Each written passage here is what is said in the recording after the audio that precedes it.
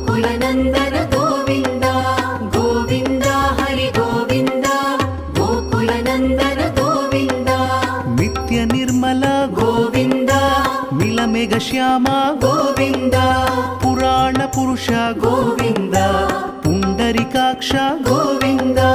गोविन्द हरि गोविन्द गोकुलनन्दन गोविन्द गोविन्द हरि गोविन्द गोकुलनन्दन गोविन्द नन्दनन्दन गोविन्द नवनीत चोर गोविन्द पशुपालक श्री गोविन्द पाप विमोचन गोविन्द